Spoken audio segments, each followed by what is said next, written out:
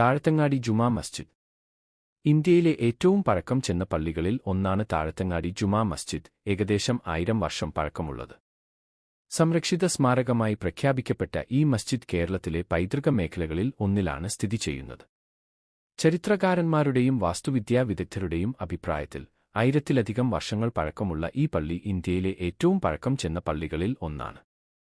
താഴത്തങ്ങാടി ജുമാ മസ്ജിദ് അതിമനോഹരമായ വാസ്തുവിദ്യയ്ക്ക് പേരുകേട്ടതാണ്.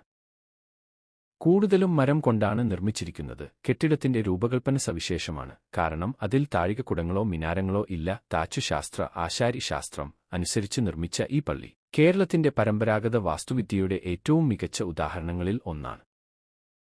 ജനാലകളിലെ സങ്കീർണമായ മരക്കൊത്തുപണികൾ, മുഖപ്പുവിലെ അലങ്കരിച്ച പെയിന്റിംഗ്, മേൽക്കൂരയിൽ കൊത്തിയെടുത്ത പുഷ്പരൂപങ്ങൾ, മുകളിലത്തെ നിലയിലേക്ക് നയിക്കുന്ന തടി പടിക്കെട്ട് എന്നിവ ഈ മസ്ജിദിന്റെ നിർമ്മാണത്തിന് പിന്നിലെ വിദഗ്ധ കരകൗശല വൈദഗ്ധ്യത്തിന്റെ മികച്ച ഉദാഹരണങ്ങളാണ്. പുരം പള്ളി, പുറം പള്ളി, അകം പള്ളി, അകത്തെ പള്ളി ഇക്കും ഇടയിലുള്ള മരച്ചുവട്ടിൽ അറബിയിലുള്ള ഖുർആൻ വാക്യങ്ങൾ കൊത്തിവച്ചിട്ടുണ്ട്.